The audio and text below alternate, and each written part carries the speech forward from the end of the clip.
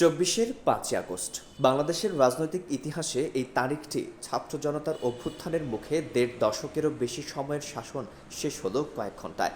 যে ক্ষমতা অনেকে চিরস্থায়ী মনে করেছিলেন সেটা ভেঙে পড়ল তাসের ঘরের মতো। প্রধানমন্ত্রী দেশ ছাড়লেন, আর তার পরের দৃশ্যটা ছিল এমন কিছু যা বাংলাদেশ আগে কখনো প্রত্যক্ষ করেনি। একটি গণপলায়ন। মন্ত্রী পালাচ্ছেন, সংসদ সদস্য পালাচ্ছেন, দলীয় নেতা পালাচ্ছেন। কেউ সরকারি গাড়িতে সীমান্তের দিকে ছুটছেন, কেউ মাঝরাতে ট্রলারে করে নদী পার হচ্ছেন, কেউ পোশাক বদলে পরিচয় লুকিয়ে রাতের অন্ধকারে হেঁটে সীমান্ত পেরোচ্ছেন। যে মানুষটি সকালে এয়ার কন্ডিশনড অফিসে বসে নির্দেশ দিচ্ছিলেন, সন্ধ্যায় তিনি কোনো অচেনা রাস্তায় দিশেহারা হয়ে দৌড়াচ্ছেন। রাজনৈতিক বিশ্লেষকরা বলছেন, স্বাধীনতার পর বাংলাদেশে এত বড় মাপের রাজনৈতিক পলায়ন আর কখনো ঘটেনি। এটা শুধু একটা সরকারের পতন ছিল না, এটা ছিল একটা পুরো ক্ষমতার পিরামিডের ভাঙন।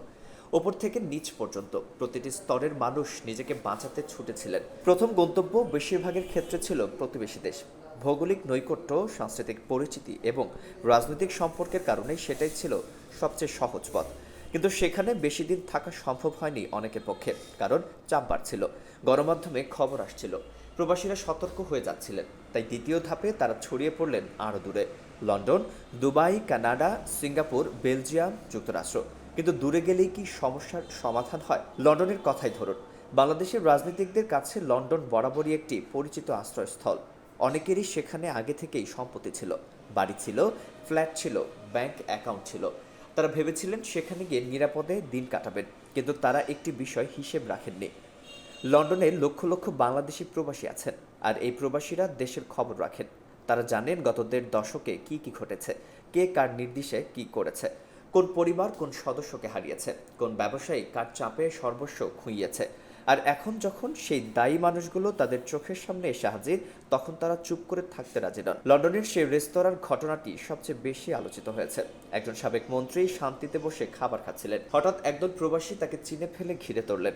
শুরু হলো প্রশ্নবাণ, তীব্র আবেগী রাগান্বিত প্রশ্ন। সেই মন্ত্রী কোনো উত্তর দিতে পারলেন না, মাথা নিচু করে বসে রইলেন। পরে আশপাশের মানুষের সাহায্যে কোনো রকমে সেখান থেকে বেরিয়ে গেলেন। এই ঘটনার ভিডিও সামাজিক যোগাযোগ মাধ্যমে ছড়িয়ে পড়ার পর একটি বার্তা পরিষ্কার হয়ে গেল। বিদেশে গেলেই নিরাপদ নন তারা, কারণ বাংলাদেশের মানুষ সর্বত্র, আর তারা ভোলেননি। একই অবস্থা অন্যদের ক্ষেত্রেও। গণমাধ্যমের তথ্য অনুযায়ী একাধিক সাবেক উচ্চপদস্থ নেতা ইউরোপের বিভিন্ন শহরে অবস্থান করছেন। কেউ কেউ বারবার শহর বদলাচ্ছেন। একটু স্থির হওয়ার আগেই যদি প্রবাসীরা জেনে যান, তখন আবার জায়গা বদল।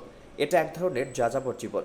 তফাৎটা হলো, এই যাযাবররা একসময় রাজা ছিল। দলের সবচেয়ে প্রভাবশালী মুখগুলোর একজনের কথা ভাবুন, যিনি দলের সাধারণ সম্পাদক ছিলেন, যার কণ্ঠ ছিল সবচেয়ে উচ্চকিত।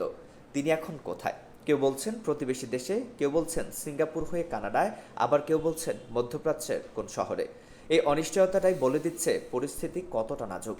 যখন একজন মানুষের অবস্থান কেউই নিশ্চিত করতে পারছেন না, তখন বুঝতে হবে সে মানুষটা কতটা গভীরে লুকিয়ে আছেন। কিন্তু আসল প্রশ্ন হলো, এই লুকিয়ে থাকা কি আসলে কোনো জীবন? যারা ঘনিষ্ঠভাবে জানেন তারা বলছেন, বাইরে থেকে যতটা সহজ মনে হয়, ভেতরের বাস্তবতা ততটাই কঠিন। হ্যাঁ, টাকা আছে, বিলাসবহুল বাসস্থান আছে, কিন্তু সেই বাসস্থান থেকে বের হওয়ার স্বাধীনতা নেই।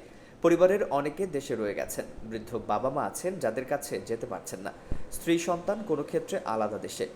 ভিডিও কলে কথা হয়, কিন্তু কাছে যাওয়া যায় না। এটা এক ধরনের মানসিক কারাবাস, যেখানে দেয়াল নেই কিন্তু বন্দিত্ব আছে। আর রাতে ঘুমানোর সময় একটাই ভয়, ইন্টারপোলের রেড নোটিশ।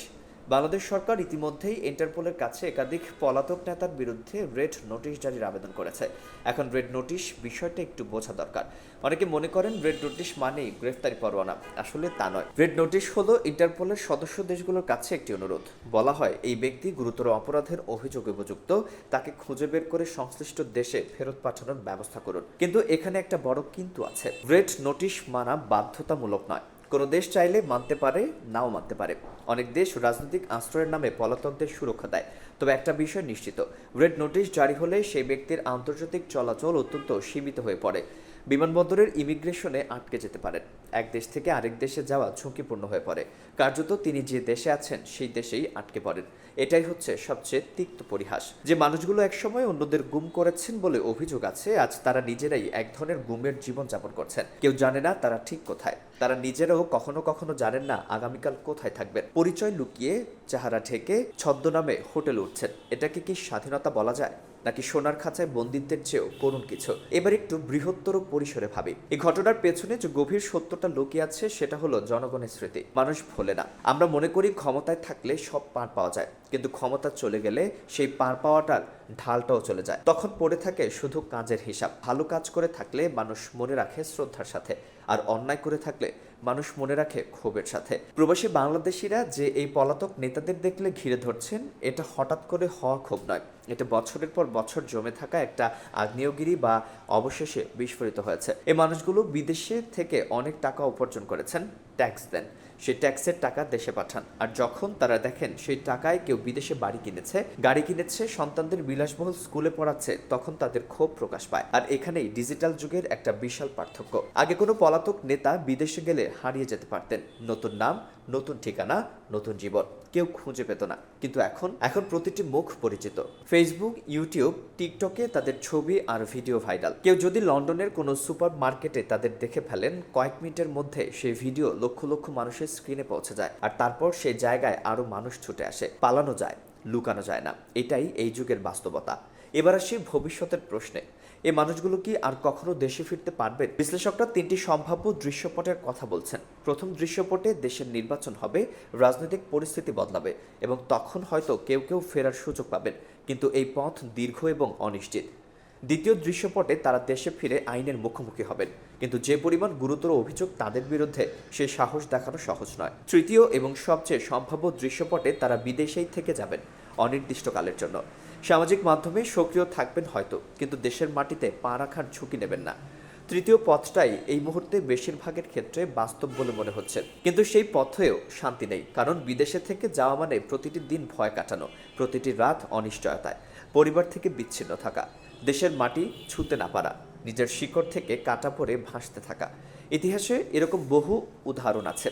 ক্ষমতাচ্যুত শাসকরা বিদেশে গিয়ে প্রথমে ভাবেন কিছুদিনের ব্যাপার, শীঘ্রই ফিরব, কিন্তু সেই কিছুদিন হয়ে যায় কয়েক বছর, কয়েক বছর হয়ে যায় এক দশক, আর এক দশক পর তারা আবিষ্কার করেন দেশ তাদের ছাড়াই চলছে। মানুষ তাদের ভুলে গেছে, নতুন নেতারা এসেছেন, নতুন সরকার এসেছে, আর তারা বিদেশের কোনো এক কোণে এক সময়ের স্মৃতি নিয়ে একা বসে আছেন। এটাই ক্ষমতার সবচেয়ে নির্মম শিক্ষা। ক্ষমতা চিরস্থায়ী নয়। যে আজ শীর্ষে, কাল সে কোথায় থাকবে কেউ জানে না। আর যারা ক্ষমতায় থেকে মনে করেন তারা অস্পৃশ্য, তাদের জন্য ইতিহাস সবসময় একটাই পাঠ রেখে যায়: কোনো মানুষই আইনের ঊর্ধ্বে নয়, কোনো মানুষই জনগণের রায়ের ঊর্ধ্বে নয়। আজকের এই পলাতকরা সেই পাঠ পড়ছেন প্রতিদিন, প্রতিটি রাত। লন্ডনের রাস্তায় মাস্ক পরে হাঁটতে হাঁটতে, দুবাইয়ের ফ্ল্যাটে একা বসে বসে, কানাডার কোনো শহরে অচেনা মানুষের ভিড়ে হারিয়ে যেতে যেতে। তবে একটা প্রশ্ন থেকে যাচ্ছে, যে প্রশ্নের উত্তর শুধু সময়ই দিতে পারবে: এই মানুষগুলোর বিচার কি কখনো হবে? ইন্টারপোলের রেড নোটিশ কি সত্যিই তাদের ফিরিয়ে আনতে পারবে, নাকি তারা বিদেশেই ধীরে ধীরে বিস্মৃতির অন্ধকারে হারিয়ে যাবেন, নাকি রাজনীতির চাকা ঘুরে আবার কোনোদিন তারা ফিরে আসবেন? আপনার কি মনে হয়, এই পলাতকদের ভবিষ্যৎ কি হওয়া উচিত? দেশে ফিরিয়ে এনে বিচার, নাকি বিদেশেই তারা যে জীবনযাপন করছেন সেটাই তাদের জন্য যথেষ্ট শাস্তি? কমেন্টে জানান আপনার মতামত। আর এই ধরনের গভীর বিশ্লেষণ পেতে চ্যানেলটি সাবস্ক্রাইব করে রাখুন, কারণ সামনে আরও চমকে দেওয়ার মতো তথ্য আসছে।